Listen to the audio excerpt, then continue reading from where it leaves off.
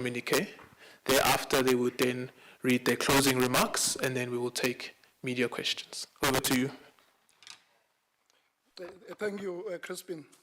So this is the joint declaration on the occasion of the working visit of the Honorable Mr. Olivia J.P.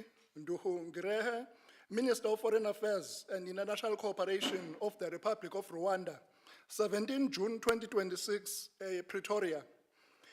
Number one, at the invitation of Honorable Ronald O. Lamola, Minister of International Relations and Cooperation of the Republic of South Africa, Honorable Minister Olivia J.P. Nduhungirehe, Minister of Foreign Affairs and International Cooperation of the Republic of Rwanda, undertook a working visit to South Africa on 17 June 2026. The ministers acknowledged the continuing efforts of the two heads of state, His Excellency President Cyril Ramaphosa and His Excellency President Paul Kagame, in providing inspiration and leadership in the path towards greater cooperation between South Africa and Rwanda.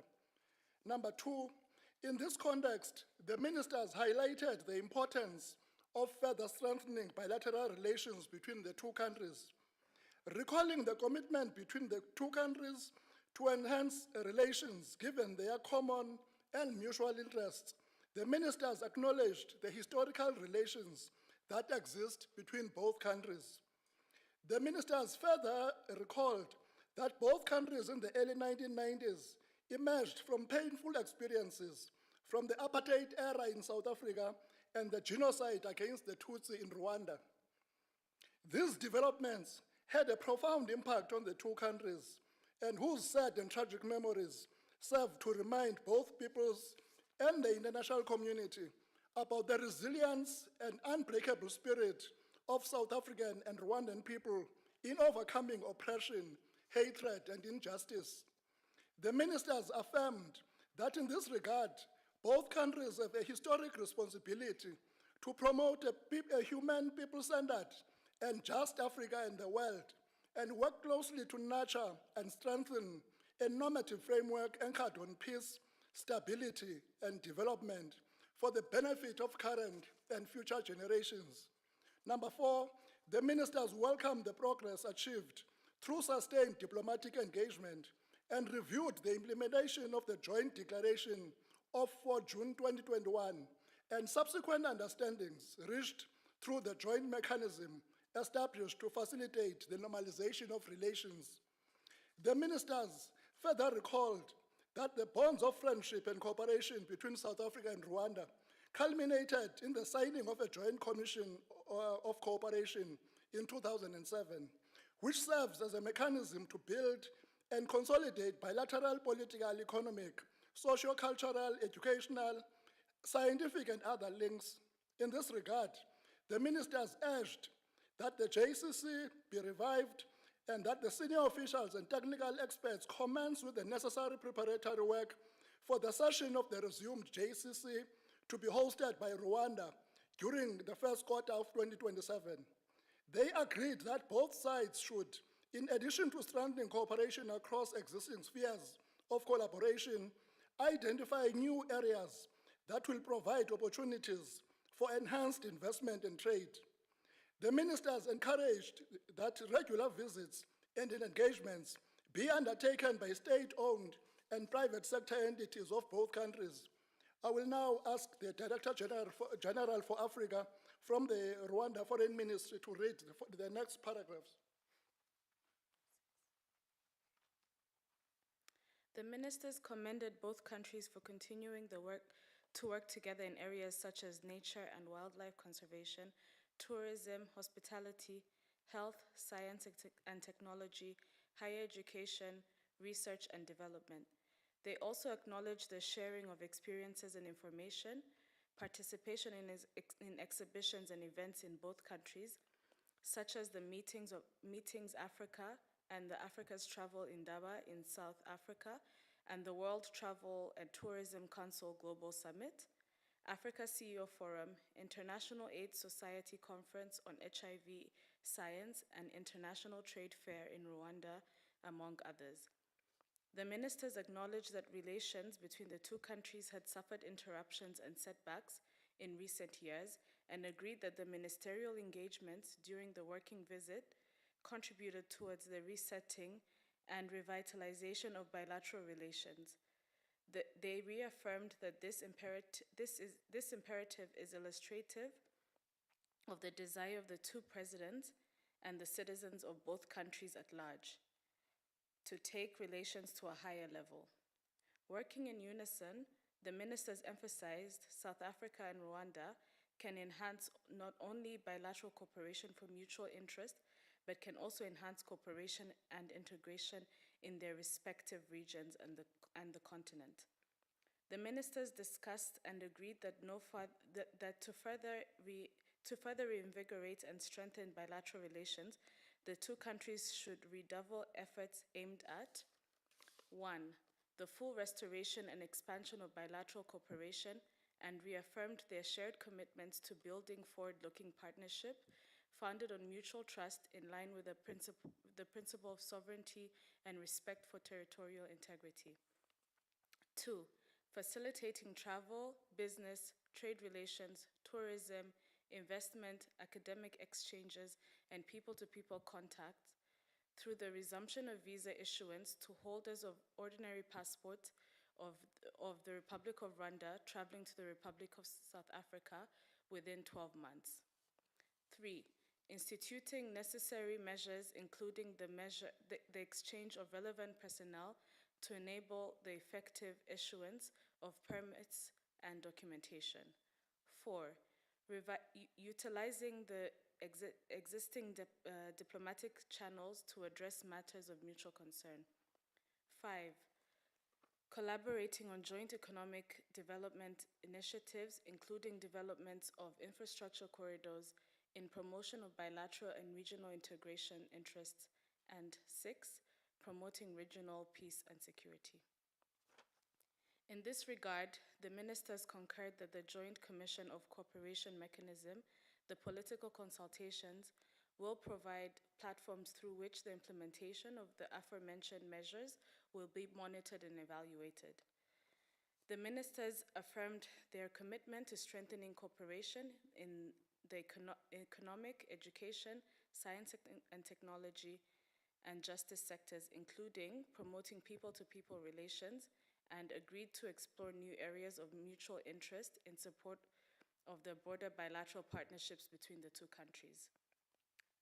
11. The ministers agreed that the outcomes of their meeting marked the successful conclusion of an important phase in the normalization of relations founded on mutual trust, shared interest, and common commitment to Africa's development and prosperity.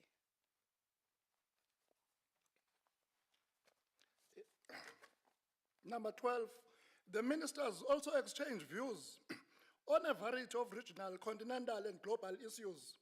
The ministers reflected on the state of peace and security in the region and the continent and urged for peaceful resolution of disputes through dialogue, negotiation, and mediation. They exchanged views, amongst others, on matters related to the Eastern Democratic Republic of Congo, Cabo Delgado province in northern Mozambique, Sudan, South Sudan, Somalia, and the developments in the Sahel region. In this regard, the two ministers expressed the importance of strengthening the African Peace and Security Architecture, APSA, and called for accelerated efforts in the operationalization of the African Standby Force. Number 13, the ministers welcomed the work of the African Union High-Level Ad Hoc Committee on the C5 on South Sudan, chaired by President of the Republic of South Africa, His Excellency Cyril Matamela Ramaphosa, in supporting the peace process in South Sudan in the spirit of Pan-Africanism, collective responsibility, and commitment.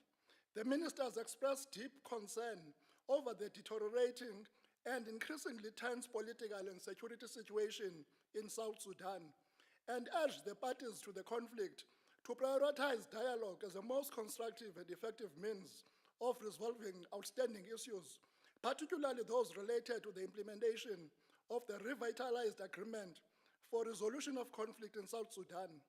The ministers agreed to continue working together in the C5, including consideration of additional visits by the committee to South Sudan.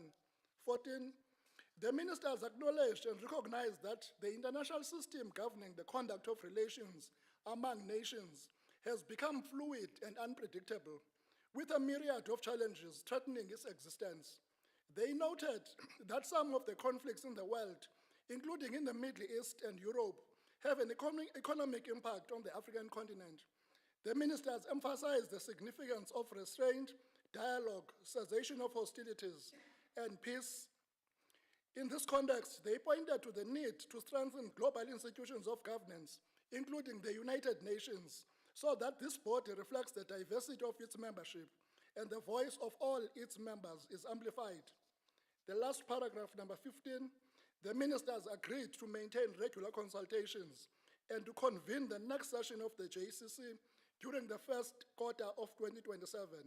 They furthermore indicated that the two heads of state will continue utilizing the good communication platform that exists between them and will hold a bilateral meeting at a date to be communicated through the diplomatic channel, to be signed in Pretoria on 17th June 2026. This is the end of the declaration.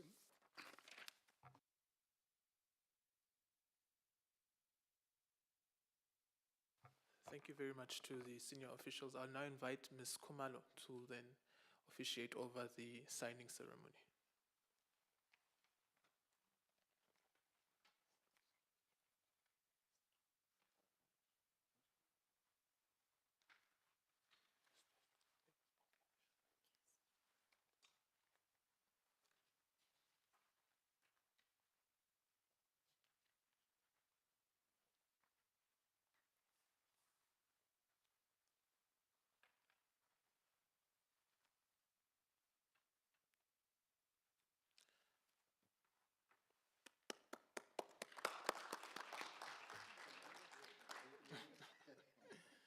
Giving you encouragement.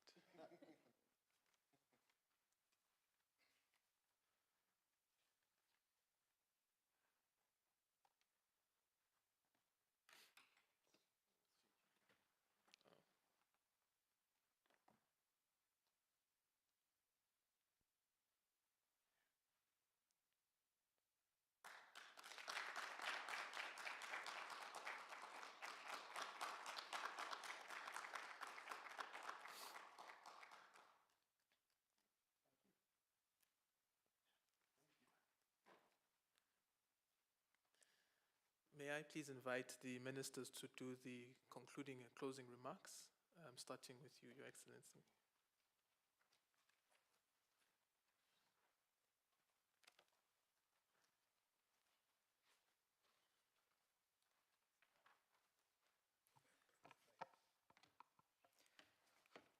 Honorable Ronald Lamola, Minister of International Relations and Cooperation of the Republic of South Africa, Excellency High Commissioners, distinguished senior officials from the two countries, ladies and gentlemen, good evening.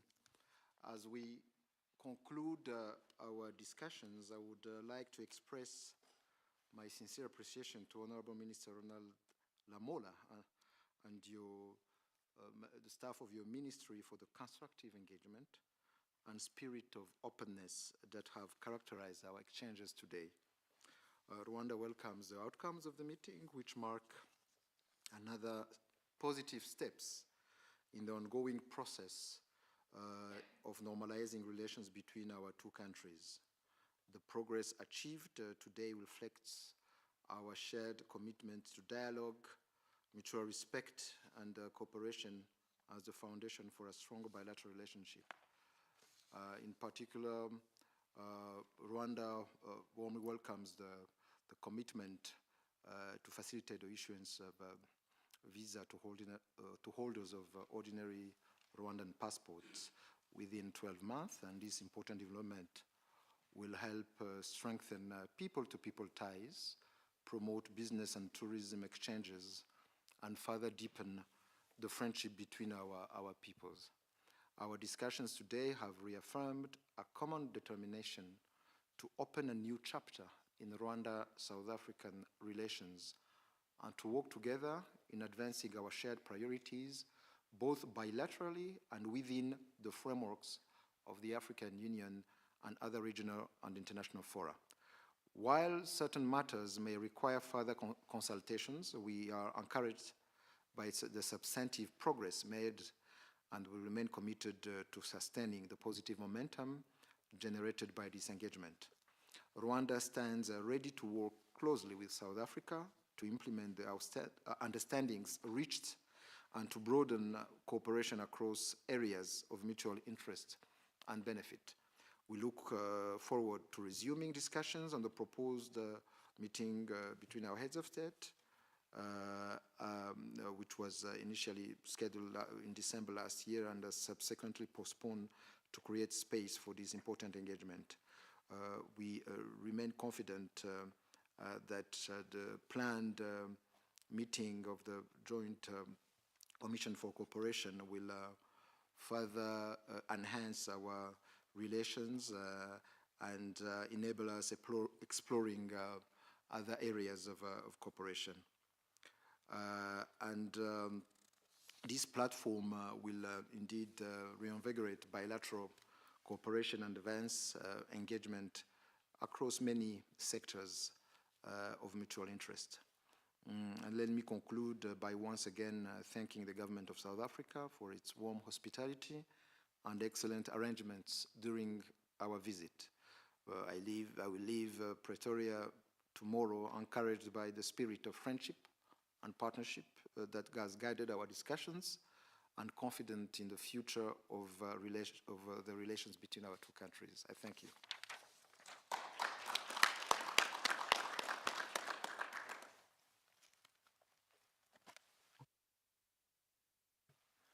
Thank you very much, Your Excellency, my dear brother, Olivia Nduhungirehe, High Commissioners, senior officials, ladies and gentlemen, and our friends from the media. I wish to take this opportunity to thank you and your delegation for the insightful, professional, and impeccable discussions we've just had. Our discussions were focused and very fruitful, reflecting the desire of our two principals, the heads of states and respective governments, to reset and take our bilateral relations forward. As we conclude our discussions, allow me to also confirm the spirit of openness, mutual respect, and constructive engagement that has characterized these deliberations today. This is highly appreciated. We also commend the very good work carried out by both the political and the diplomatic experts and the security experts as well. The exchanges have reaffirmed that despite some of the challenges of the recent past, South Africa and Rwanda share a common desire to build a relationship anchored on trust, cooperation, and shared values of Ubuntu. In our deliberations, we have taken stock of the progress achieved thus far, candidly addressed areas where further work remains necessary, and reaffirmed our commitment to continue engaging through established mechanisms that support the normalization process and reset of bilateral relations. There is much more that unites us than divides us. Working in unison on issues of common mutual interest, South Africa and Rwanda relations can be deepened and become a model of bilateral cooperation. Importantly, today's discussions have built upon the political will that is being displayed consistently by President Ramaphosa and his counterpart, President Kagame, in driving the relationship between the two countries forward. They've displayed this in various multilateral fora. The diligence, attention to detail, and the maturity displayed by the experts today bodes well for the accelerated cooperation across various sectors. We welcome the progress made in identifying practical areas of cooperation and strengthening channels of communications between our respective institutions in a seamless and predictable manner. The continued involvement of relevant departments and agencies will remain essential to ensuring that our commitments translate into meaningful outcomes. We have critically further emphasized the centrality of regular consultation, the bonds of cooperation in many diverse areas. South Africa and Rwanda reiterate the importance of consolidating friendship between our countries and nations and to the betterment of our respective people. We conclude this meeting with a renewed sense of purpose, galvanized by the desire to further fortify bilateral cooperation. As an illustration of this collaboration, His Excellency President Cyril Ramaphosa looks forward to holding a high-level bilateral meeting with His Excellency President Paul Kagame at a date to be mutually agreed upon through diplomatic channels. Such an engagement will be another powerful affirmation that South Africa and Rwanda have reaffirmed the strong bonds of friendship, solidarity, and cooperation that underpin bilateral relations between the two countries. Minister Ngurere, thank you very much once again for undertaking this working visit and for the constructive way we have engaged throughout our discussions. We look forward to continuing our deliberations soon. I hope to have an opportunity to visit Kigali, your great capital, and to be amongst your warm and hospitable people. Once you are here, I heard you are in Soweto. You can also visit some of the areas around here and feel the warmth of our people. I know it's winter, but our people are very warm. Thank you very much. Yeah. Thank you. Thank you. Thank you very much. Thank you. Thank you very much, Ministers. I trust that the questions from colleagues in the room who are journalists will also be warm. Karin Duplessis. Warm but not hot. Minister says warm but not hot. Okay, you trust us with a lot. No, it's Karin Duplessis from the Africa Report. I have a question, perhaps for both ministers. Just over a year ago, relations were at a bit of a low, I think you could agree, but quite publicly low. What were the steps that led to this meeting? Can you maybe just give us a bit more details about how, you know, lesson 101, how you picked up these relations from there? How did it improve to such a point that we're now having a meeting, a potential meeting between the presidents? Thank you. Is that the only question in the room? Ms. Sophie, behind the lights. Sorry, I can't see. I'm here, Crispin. Oh, you can go. We'll wait. So to Minister Lamola and also Minister Nduhu Ngirehe, my name is Michael Mpewe from the SABC's Channel Africa. So as my colleague there said, that relations between South Africa and Rwanda has experienced significant challenges over the past decades, yet today's meeting reflects a shared commitment to rebuilding trust and strengthening bilateral cooperation. So to both ministers, given the ongoing conflict and humanitarian crises in Eastern Democratic Republic of Congo, what practical steps can South Africa and Rwanda take, both bilaterally and through regional mechanisms, to advance peace, security, stability, and sustainable political solution in the region?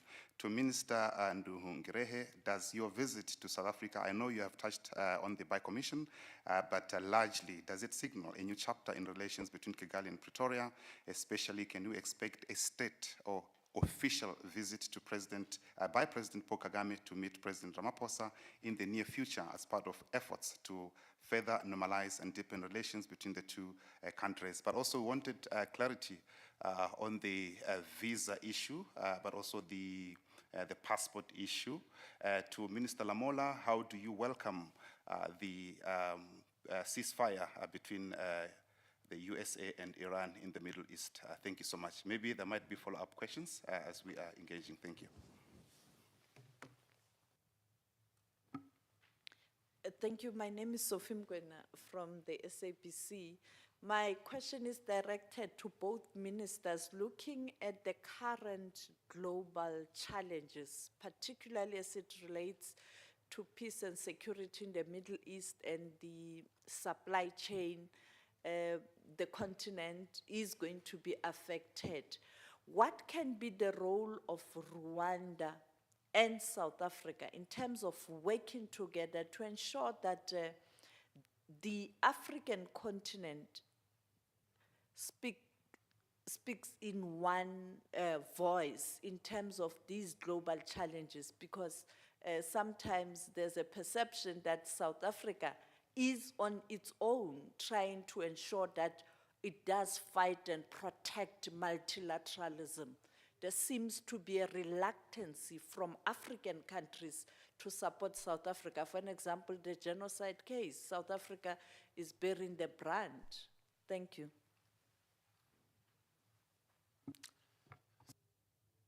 Thank you for that round of questions. May I invite the ministers to then respond as they deem fit. Thank you. Yeah, thank you very much, Crispin. Karim asked us what steps were taken to reach where we are. You will remember that during the difficult period of the Eastern DRC, in particular Goma, when our two East Africa communities met in Tanzania. Normalization between Rwanda and South Africa. But we need to understand where we come from. You know, we are two different countries, obviously, two different economies in terms of size. But even our histories, we have few dates that coincide. You know, 1990, here there was a liberation of Nelson Mandela. In Rwanda, we had started a struggle for the liberation of the country. 1994, we had the genocide against the Tutsi, which was stopped in July of the same year. And the same year, you had also the election of Nelson Mandela as president, which turned the page of apartheid in this country. And after the genocide in Rwanda, we had an important support of South Africa for the reconstruction of Rwanda. In my opening statement, I was mentioning the health workers from Cuba who came to Rwanda with the support of South Africa. In Rwanda, you can, in administrations and private sector, when you walk there, you will bump in someone who had studied in South Africa. So there were many scholarships that were provided for Rwandan citizens to help us rebuilding our public and private sector, because we had genocide, 1 million people killed. There were also millions who had fled in neighboring countries, but South Africa was with us, also with investments in our country, private sector, big companies that came. I mentioned MTN. So this is why I say that this bond, despite all the challenges, is unbreakable. So we believe that we should move forward. The heads of state met 2 years ago in Kigali during the 30th commemoration of the genocide against the Tutsi. They also met and spoke since then. And this visit is also important to proceed with the normalization process. And we have agreed that next year there will be a joint commission on cooperation between the two countries in Kigali in the first quarter. So I believe that we'll be able to discuss about various areas of cooperation, and also to assess this issue of movement of people-to-people exchange, in particular the resumption of the visa for holders of ordinary passports. So we believe that we still have a long way to go, but we are on the right path, and we, as a country, an African country, we need to continue collaborating with South Africa, which is the largest economy in Africa, which is an important country, member of the G20, is the only African country member of the G20. So we need to continue working together to promote trade and investment, because Rwanda, although we are a small country, we have always believed that African countries should move towards self-reliance. We have been independent for many of us for more than 60 years, but we are still under development aid. And for us, it's not sustainable. We have the ability to collaborate, to trade among ourselves, especially taking advantage of the African Continental Free Trade Area that enables us to trade duty-free and quota-free. I was telling my brother Ramola that we should, in our hotel and restaurant, have South African wine rather than wine coming out of the continent. So those are all the issues to promote trade and investment between our countries. And there was a question also about practical steps regarding the crisis in Eastern DRC. This is a crisis that has been going on for many years, for actually 3 decades.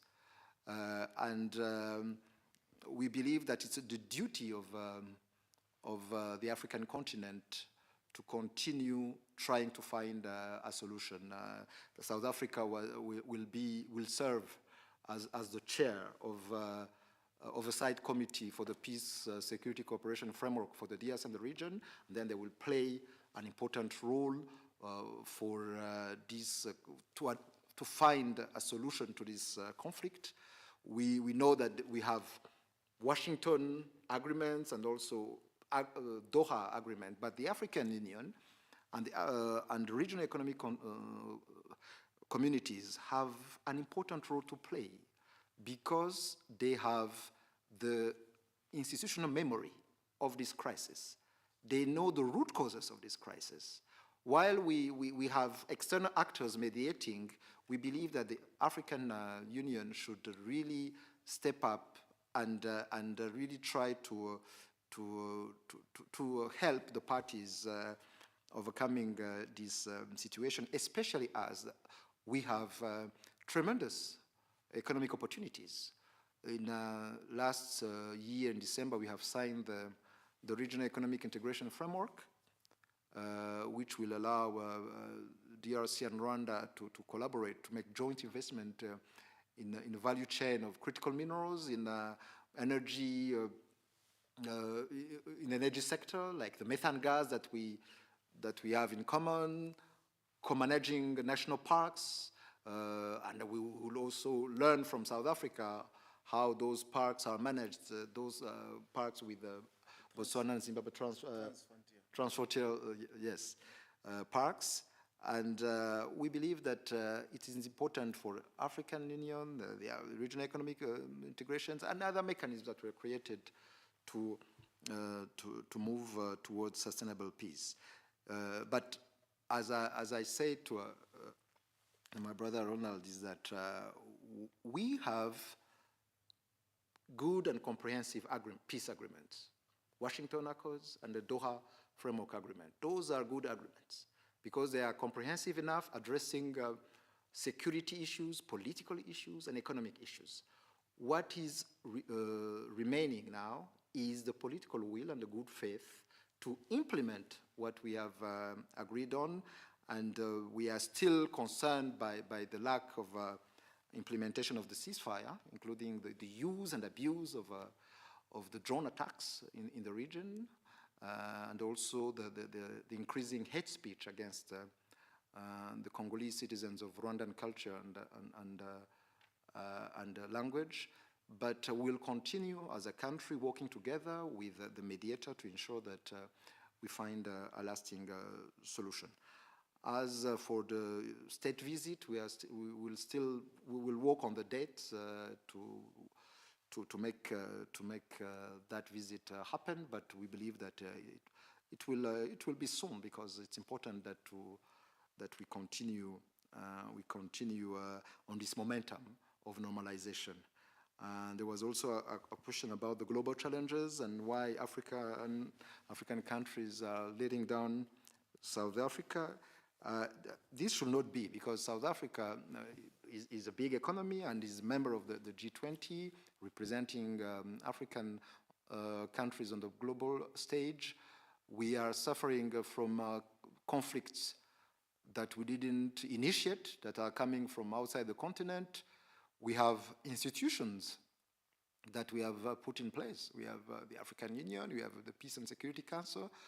While we should continue silencing the guns on our continent through the peace and security architecture that we put in place, we should also discuss those issues that are affecting the continent but coming from outside the continent. It is important that where we are represented either by one of us, like South Africa or other countries, or by the Commission, that we try to speak with one voice for the interest of the continent. I know that in the past, it has been difficult because, 54, 55 countries, sometimes we don't have the same language because they are external influence. But we believe that now it's time to look at our continent, at the opportunities we have, and then to support each other in order to really protect our economic interests that are affected by the conflict that we didn't initiate. Thank you. Thank you, Ministers, for those very comprehensive answers. I will now hand over to our WhatsApp line. We have a couple of questions from journalists who are following the gathering virtually as well. First question to Minister Nduhungirehe.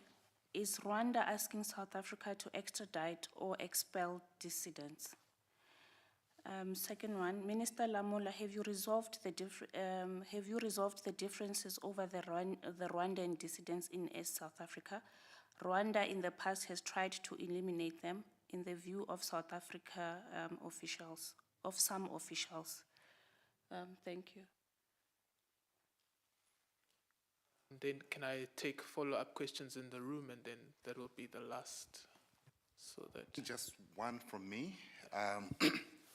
As you know, Minister from Rwanda, I'm sorry, the name is a bit far for me to get through, but yeah, you come at a time where South Africa is facing a major challenge of illegal migration, and the people are rising up. The government is trying to engage with all the parties, but also in terms of international relations. But we just wanted to get your sentiments, because I think this issue has portrayed South Africa as, in the continent. We are seeing in the social media, posts and so on, where South Africa is being fingered to be isolated and so on. We also have seen headlines where some tourists have, within the continent, have cancelled, their visits to South Africa. But we just wanted to get your sentiments on some countries are repatriating their illegal migration. I mean, we're not talking about legal migration.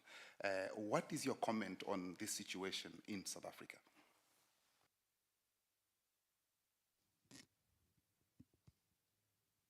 A follow-up on the migration. There is a proposal by Ghana that this matter be discussed at the AU meeting in Egypt. And it looks like the focus is to isolate South Africa, while migration is a challenge, not only on the continent, but around the world. What is Rwanda's view on attempts to put South Africa on a spotlight and sort of isolate South Africa? And lastly, the repatriation, is it a solution? Because all countries have these kinds of challenges. It's not unique to South Africa. Karen? Thanks, Crispin. My question's not a follow-up, it's a new topic. It's the Ebola outbreak in the Eastern DRC. It's pretty close to Rwanda physically, and South Africa has also donated or given some money to, or the president has pledged some money to help fight the outbreak. I'm just wondering, was this under any discussion here between the ministers? And how big is the concern about the outbreak? And about the ability to contain it. Thank you. Over to you, Ministers. Hot seat. Thank you very much. So, so many questions. The first question about the dissidents. They are indeed dissidents what you call dissidents in this country, but actually they were sentenced by Rwandan jurisdictions in absentia. But we didn't discuss this matter today because we wanted to focus on the normalization. And we had previously also security organs that discussed about all security issues that may arise between Rwanda and South Africa, and to build that trust that can make the two countries, the institutions of the two countries, discussing and addressing all security concerns between Rwanda and South Africa. So we believe that as the normalization goes on, all institutions concerned, be it the foreign ministries or security organs, even the justice sector, will be able to address all pending issues. But between ourselves, we didn't discuss this in the meeting we had. There was also a question about illegal migration. Rwanda, you know that we are as a country, we are a country of migration because Rwandans have migrated in different countries as refugees because of our history. And you remember that we have also worked with the African Union and the UNHCR in taking the African migrants that were stranded in Libya starting 2019. You remember that some of them were even sold as slaves. You saw that in the media. So this is an issue that was very sensitive to us. We took 3,000 of them to Rwanda in an emergency transit mechanism, and most of them, more than 80% of them, were relocated to Europe and North America. So we are very sensitive to this issue, and we believe that the debate we should be having, it's a debate about, a general debate about migration. We don't believe that we should finger pointing any country. It's important that we talk about the migration issue, the root causes of migration, we should talk about that, and then how to address the migration, which in our view should be safe, should be legal, should be orderly. This is what we need to do. And then we're also discussing about one of the flagship project of the African Union, which is a free movement of people on the continent.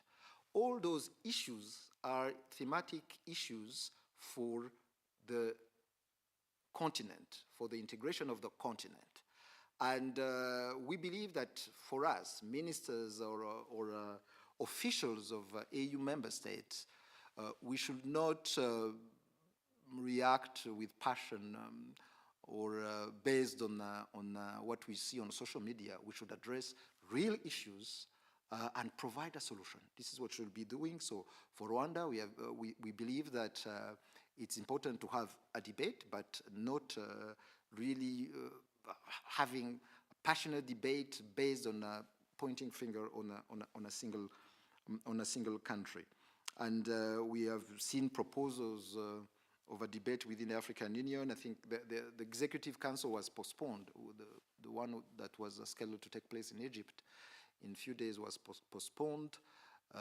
And we will see, because I think it was postponed to October.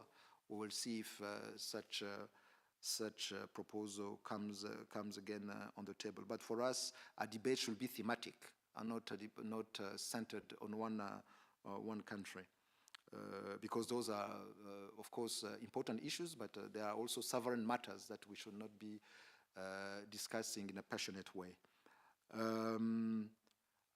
There was, yes, on Ebola, there was an Ebola outbreak, as you said, in Eastern DRC. The epicenter is in the region, province of Ituri, which does not border Rwanda. It's in Eastern DRC, but up north. It's bordering Uganda. So we have a number of cases in DRC, and also few of them in Uganda, but Uganda for more than 1 or 2 weeks, they don't have any new case.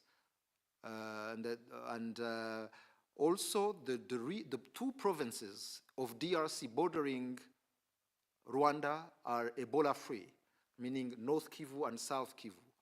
And on our side, we don't have any case, we didn't have any, and we have put in place screening measures, we have increased our preparedness, and even the measures that we took were internationally recognized. So we hope that we will all work together, the WHO, the Africa CDC, to find,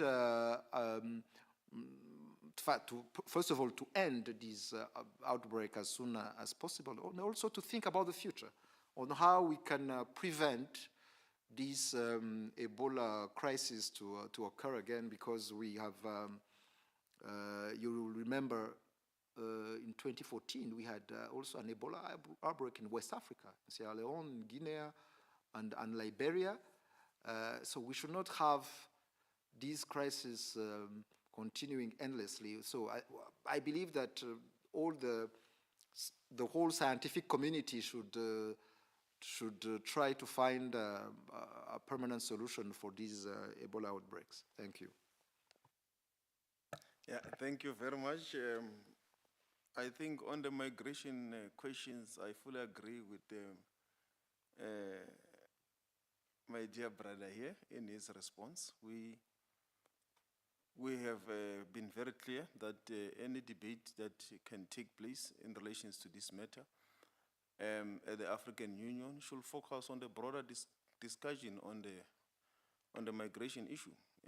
Almost 45% of the African continent, particularly the youth, goes outside their own countries of origin.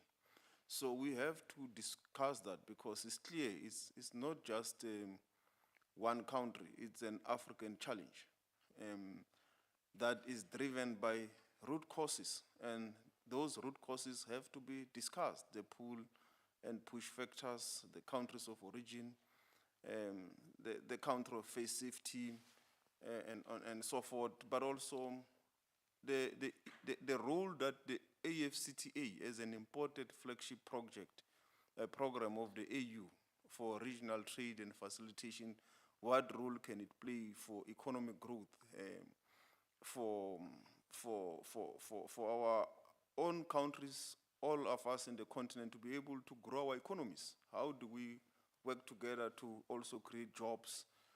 Because if then we're able to respond to the economic growth, the job opportunities, trade, regional integration, exchange on science, and so forth, therefore there may be no need for people to be traveling outside their own countries, not only to come to South Africa, to anywhere in the world, but with regards to us, we have to then respond to that, and I think we have spoken in detail about that. So I fully agree with my dear brother with regards to that. If there is such a debate, it must be on the migration issue, and we need to deal with the root causes.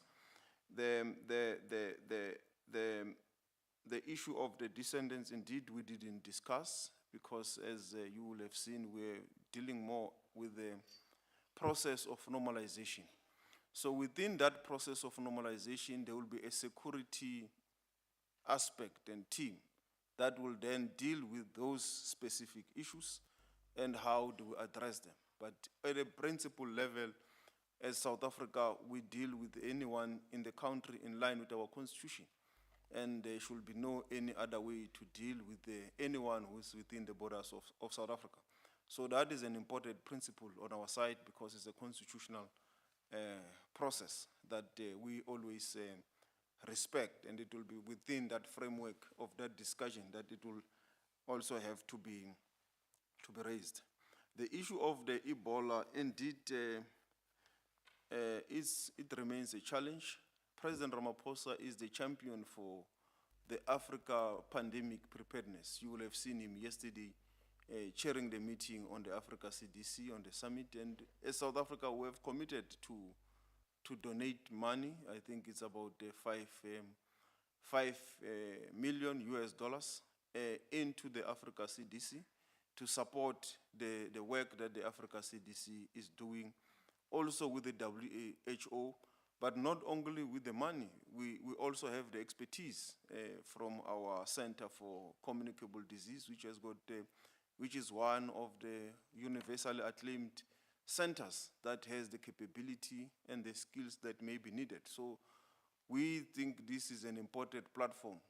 When we say there must be African solutions to African problems, we must put our money where our mouth is. And that's why we've put the 5 million. And we challenge all our other sister countries to do the same, that we support the Africa CDC, we support it to respond, to mitigate to this Ebola situation as we work with the WHO, and we must be able to show that we can resolve these problems. We have the expertise, we have the resources, and we must be able to respond and support the efforts in the DRC. So that is the spirit within which we are participating and supporting the process. I hope, Crispin, we have now earned our salary. Can we go home now? Thank you very much, Minister. That concludes our press conference. Thank you very much, Your Excellencies.